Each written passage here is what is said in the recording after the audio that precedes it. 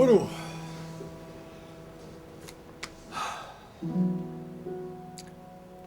tindre totes les guitarres al meu voltant m'encanta i em fa molt feliç.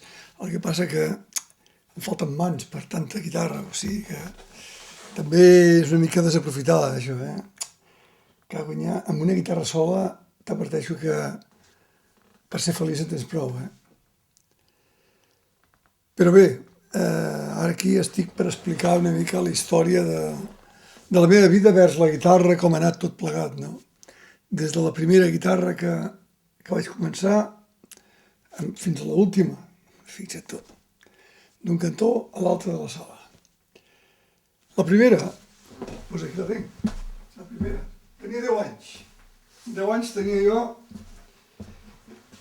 que vam anar acompanyant la meva tieta, la tieta Lola, amb el meu germà, a comprar una guitarra. En teoria era una guitarra per ell, però em sembla que em feia més il·lusió a mi que no pas amb ell. Li van comprar la guitarra, tenia que estudiar música, ho va deixar, no, en fi, ni va començar, crec, i jo em vaig apuntar a estudiar guitarra al casal parroquial de Sant Cugat amb aquesta guitarra. Una guitarra Strub, fabricada a Sant Cugat mateix, al carrer Vallès, i amb aquesta guitarra vaig començar. Una guitarra que sona una mica pot, però sona.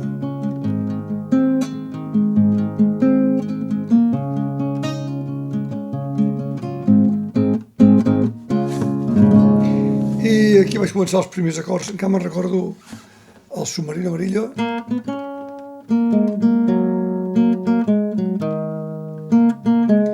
Crec que va ser el primer punteig que vaig aprendre i em feia feliç de poder-ho tocar. Bueno, doncs la primera guitarra, amb 10 anyets. Al cap de poc temps, 2 anys, formem el primer grup. Bueno, el formo, perquè amb els veïns, amb el Roderic, amb el Valero, amb el meu germà, tocar la bateria. Una bateria de pots, no creguis tu que fos una bateria de veritat, una bateria de pots de pintar del meu pare. I amb aquesta guitarra, que la vam anar a comprar amb la meva mare allà al Font de Canaletes, a la Rambla de Catalunya, aquí tocàvem cançons com Cállate niña. Cállate niña, no llores. Bueno, quasi que no el sé ni cantar ja. Amb aquesta guitarra. Llavors portava cordes de metàl·liques i un bon dia van desaparèixer les cordes, vaig posar cordes de nylon, vaig treure, aquí portava un ferro per aguantar les cordes, ho vaig treure també, un picador d'aquells blancs que portava aquí molt en plan guitarra de folk, i ha acabat sent una guitarra que la tinc a la platja, en un lloc que anem a l'estiu, per tindre una guitarra per poder tocar i em passo molt feliç amb ella. La segona. La tercera, a cap de 3 anys més, aquesta guitarra elèctrica, això va ser, per mi va ser el màxim, el màxim. Jo recordo, amb el meu pare vam anar aquell dia, el meu germà es va comprar una bateria, perquè de la bateria de pots vam passar, encara recordo, una marca Montserrat, i aquesta va ser la meva primera guitarra elèctrica, que vaig anar per molts llocs, vull dir que això demostra que no és tan important la guitarra en si, sinó les ganes que un té de tocar, perquè jo, per mi, això era... Bueno, això vaig ser tan feliç amb aquesta guitarra. Conjunts des dels Estels, després Reino Prohibido i al final La Massa. Els 3 grups aquests vaig tocar aquesta guitarra i sense cap problema. Jo enxufava la guitarra amb l'amplificador, el Sigmark, i anava allà on fos a tocar amb els balls, a les verbenes, en fi, allà on ens contractaven, no? Aquesta, la guitarra. Després d'aquesta,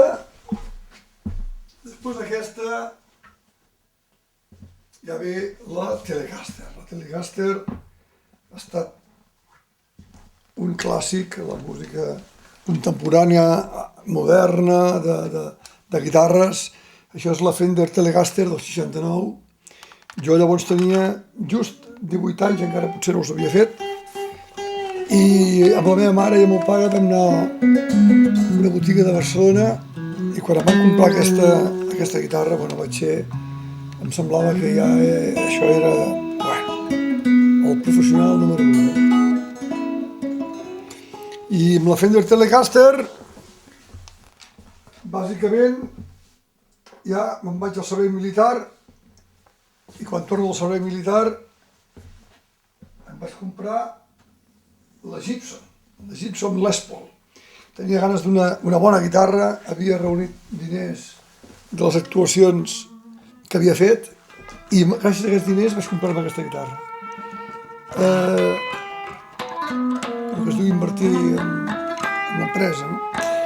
I la Les Paul és una curiositat. Us he dit que com a guitarra bonica crec que no hi ha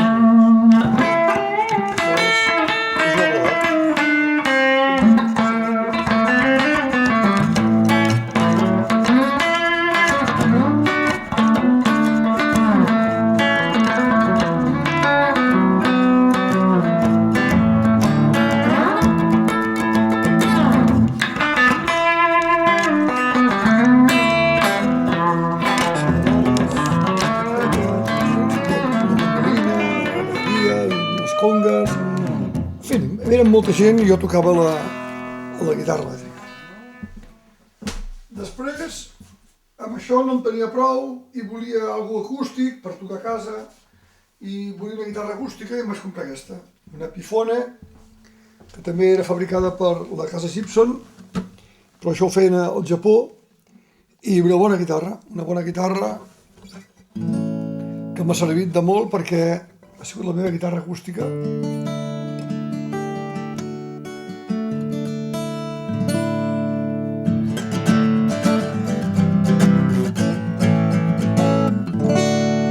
Té un bon so, no té massa so, és un problema que té la guitarra, però té uns bons greus, té una bona acústica. I hi havia una altra cosa que em faltava, que era una guitarra clàssica, però bona, no com aquelles primeres que vaig tindre, pobretes, que no es podia tocar amb elles, i aquesta està comprada allà a les Rambles, a la dreta, al carrer del Carme, a la casa Parramon, i és marca Parramon, i és molt bona guitarra.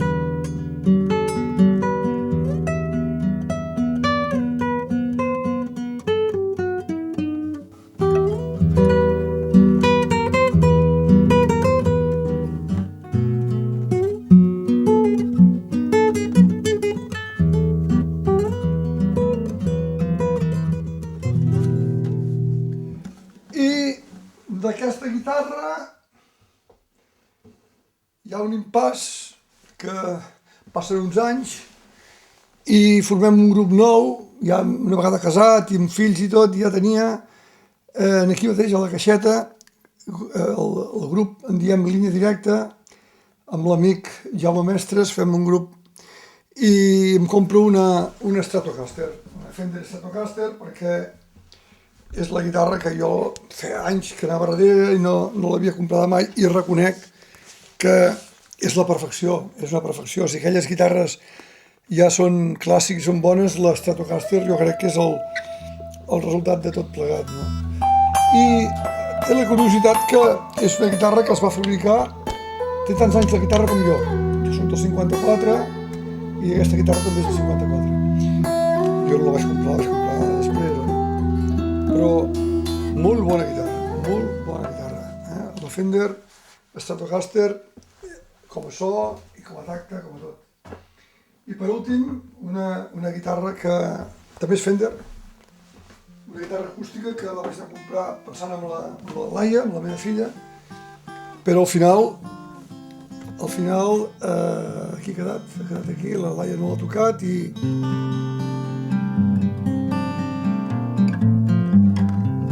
també és una bona guitarra, totes són bones.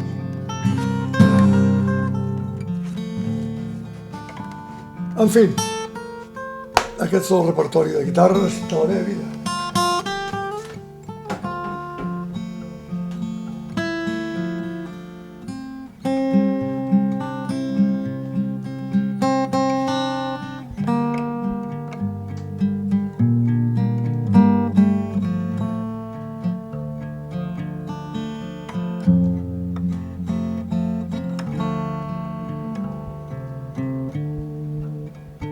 endavant.